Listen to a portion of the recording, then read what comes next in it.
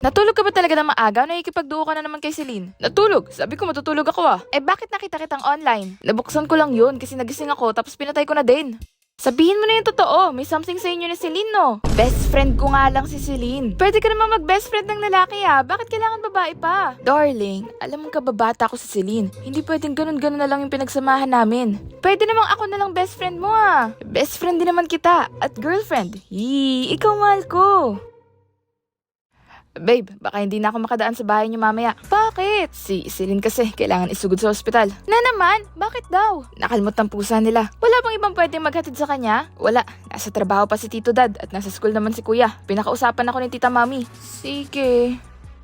Anong oras ka uuwi, mahal? Baka magstay ako dito sa ospital, darling. Ha? Bakit? Kalmot lang naman ang pusa yan ah. May nakita kasing iba yung doktor nung siya nagsisilin. Kailangan siya magstay for further tests. Hindi pa pwedeng parents niya sumama sa kanya? Pwede, pero na-request daw ako ni Celine, sabi ni Tita Mommy. Tanggap na tanggap ka sa family na yan ah. Darling, sila na din kasing nagpalaki sa akin.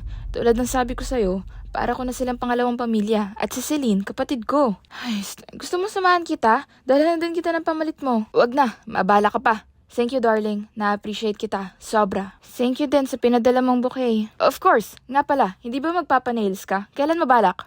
Baka next week. Okay, sige. Sendan kita pang nails mo. Lagyan ko na din ng extra para makapag-shopping ka. Thank you, babe. Baka maubos allowance mo, ah. No worries. Madami akong allowance. Surprise ko si babe ng foodie.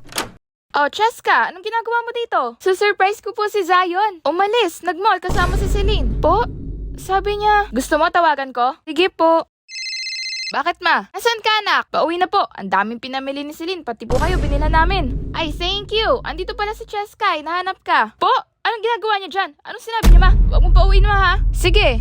Hindi lang pala ako binibilhan niya, pati pala si Celine. Binibilhan? May pera yon? Sa allowance niya po. Allowance? Walang allowance si Zion. Siya na nag-insist na wag namin siya bigyan. Po? Saan po galing yung pinapanlibre niya sa akin palagi? 나의 두 눈을 감으면 떠오르는 그 눈동자. Jessica! Bakit? Anong nangyayari? Saan ka kumukuha ng pera?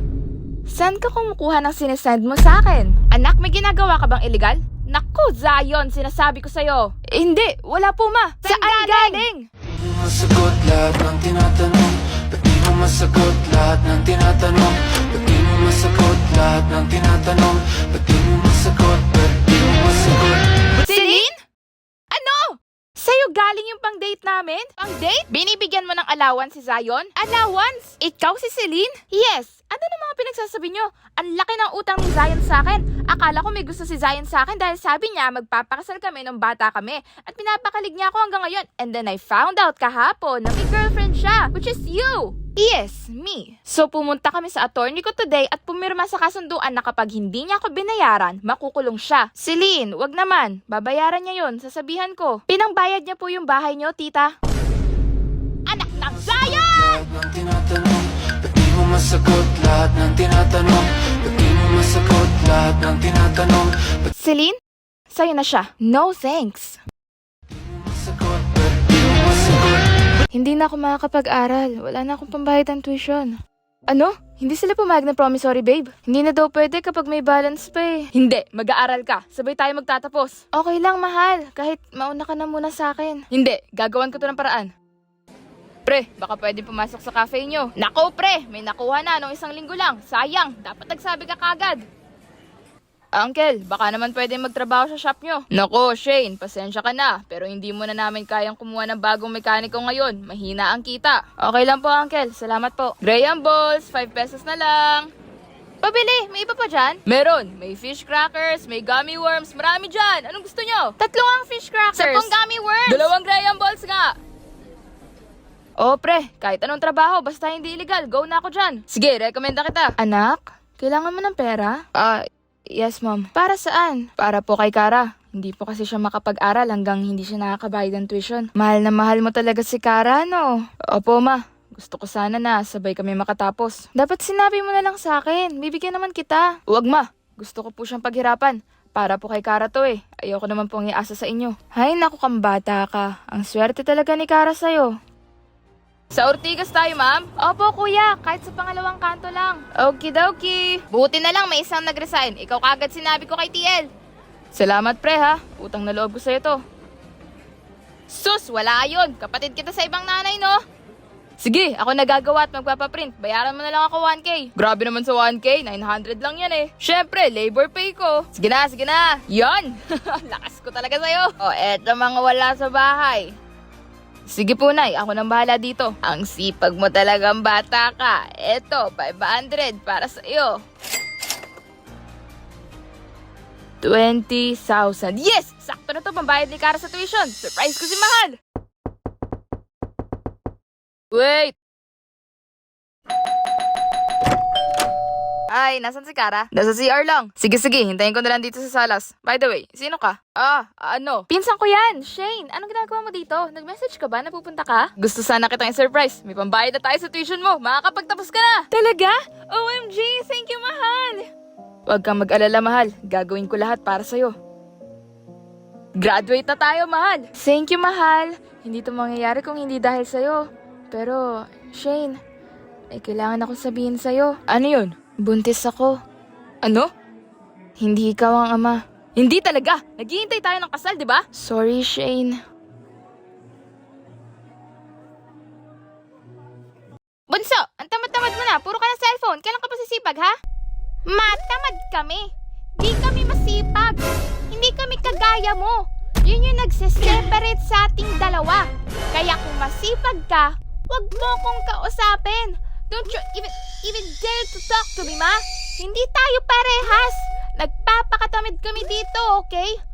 Uutusan mo ko, mabagal na nga, galit pa. Ganon kami. Ingay is this, I want this.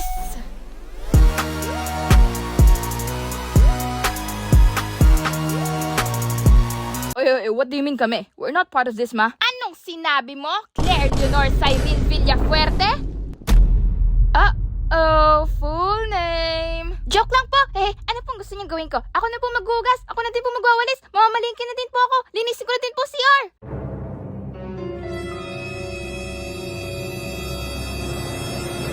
Bakit ganito generation natin? What do you mean? Walang gustong magseryoso. Halos lahat ang gusto, landian lang. True. Yung mga seryoso, kung hindi taken, study first. Hindi ko rin alam kung paano malalaman kung sinong dawan ko eh. Gusto ko na magka-boyfriend. May naliligaw naman sa'yo ah. Hindi ko bet. Nasa dating apps ka din, diba? Katamad mag-reply no. Ay nako, Sasha. Halos lahat naman kasi puro talking stage lang ang gusto. Nakakasawa.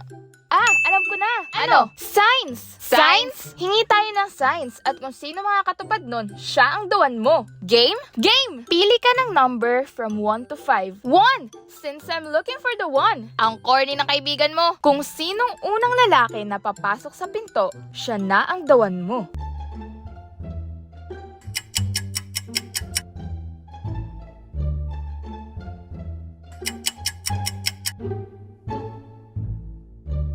Ayun! Red?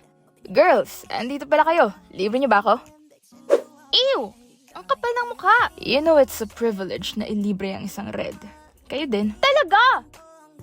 Si red pala ang dawan mo eh. No way! Walang po kami bigyan kung hindi magpalibre. Hingi tayo bang signs? Sige, may groupings bukas, di ba? Oo, si Ma'am daw mag-a-assign. Yun! Kung sino yung ipipair sa'yo ni Ma'am Dayan, siya na. At ang partner mo, Sasha, for this project ay si Red Velasquez. Ano? May angal? Wala po, ma'am. Hindi mo na mapipigilan ang tadhana, ate. Si Red na talaga ang dawan mo. Ayoko! Ang hilig niya magpalibre. Wala din akong pera, no? Paano kapag nag-date kami? Sino magbabayad? Ikaw! Papa G, wala na po bang iba? Uy, nag-demand ka pa. Lakas mo. Sasha, andito ka pala. Doon na tayo sa bahay gumawa. Bantay ako ng kapatid ko ngayong araw eh. Sige. Yay! Red and Sasha sitting on a tree. K-I-S-S-I-N-G. Papa G, akala ko okay na tayo sa type ko. Yung gagawin akong Disney princess, hindi alipin ng stepmother. Mukhang si Red pa magiging Disney princess sa amin eh. Tama ba tong address na to? 612 Mahogany. Tama ba to? Sasha, andiyan ka na pala. Alika, pasok ka. Bahay mo to? technically, bahay ng parents ko. Tara. I love you too, Papa G. Okay ka na kay Rednan? Pwede na, pero gusto ko pa ng isang sign. Isa pa? Less na, para sure na talaga. What if, kapag nilibre ka na niya for the first time? Oo nga, ngayong recess. Papa G, kung si Red na po talaga, ililibre niya po ako ngayong recess. Isa nga pong burger. Girls, andito din pala kayo. Sa'yo na tong isang burger ko.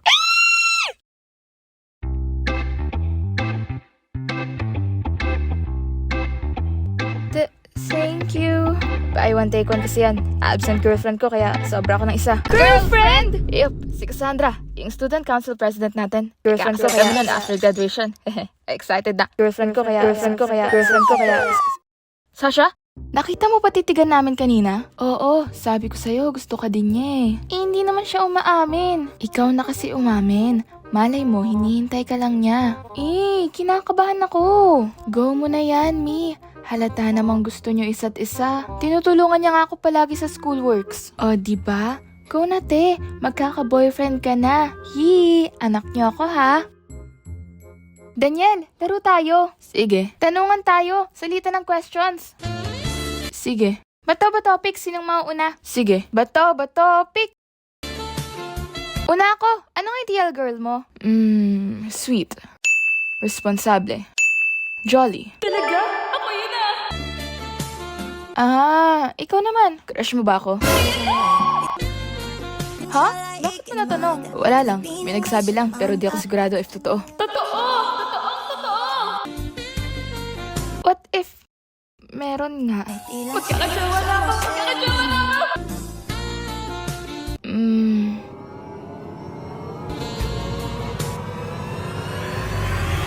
Iba na akong nililigawan eh. Pero crush kita dati. Talaga? Hindi ako ipapanganak?